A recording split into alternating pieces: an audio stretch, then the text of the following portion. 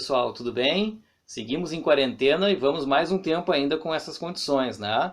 Então, para isso eu trouxe mais umas dicas aí para esse final de semana, para vocês aproveitarem e tentarem então sair um pouquinho do ambiente de estudo, de trabalho e poder desfrutar um pouco, né, do que a cultura tem aí pra gente, certo? Bom, vamos começar então com um livro que na semana passada, né, a gente teve o falecimento de um dos autores mais representativos da literatura brasileira contemporânea, que era o Rubem Fonseca, tá? Rubem Fonseca foi um autor muito conhecido por diversas obras, né, principalmente na década da ditadura militar, dos anos 60, 70, e que trouxe, né, uma representatividade muito grande por denunciar questões políticas, né, questões sociais, então, daquele período. Hoje eu vou trazer de dica para vocês aqui o livro Carne Crua, que é o último livro publicado em vida, né, pelo Rubem Fonseca, que também traz uma série de contos que expressam as questões do cotidiano, né, em personagens que têm as suas necessidades, né, os seus desejos, as suas formas de ver, digamos, não tão, né, coerentes, né, com o que todas as pessoas pensam, certo? Então, a dica de leitura inicial é Carne Crua, do Rubem Fonseca, certo? Eu vou aproveitar e fazer uma outra dica de leitura hoje, que é um livro de um autor também contemporâneo, né, mas vivo, né, em produção, que eu acho sensacional, muito bom, que é o Michel Laub, tá? Esse livro aqui, O Tribunal da Quinta-feira, ele conta a história, né, de um cara que mantém um casamento e ele tá com um problema sério porque ele teve um pulo de cerca, tá? Ele se envolveu com uma outra moça, mas não, na verdade o fato não é exatamente esse, né?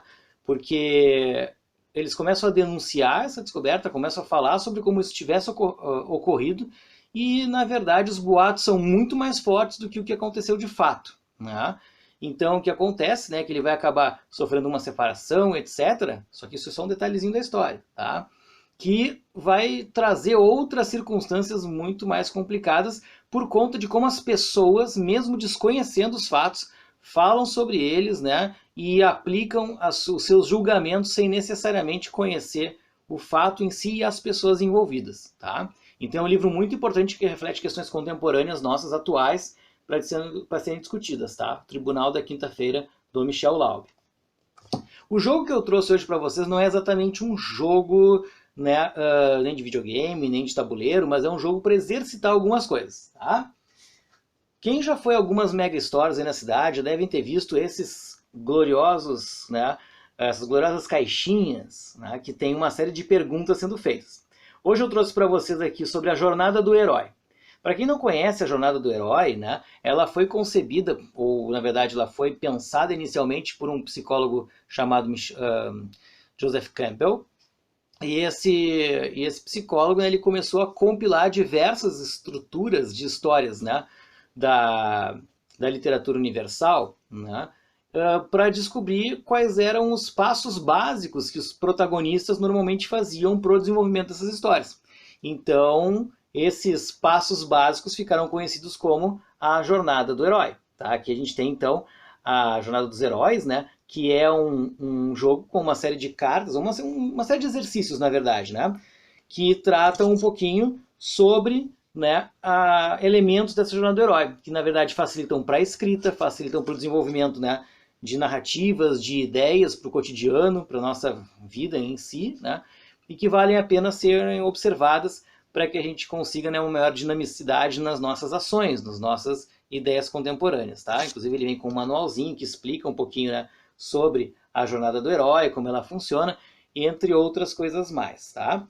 Então, a dica de jogo, na verdade, é um jogo de exercício, né? Para quem gosta de produção textual, para quem gosta de aprofundar, né, um pouco mais sobre essas ideias, pode aproveitar a jornada dos heróis, então, para esse trabalho.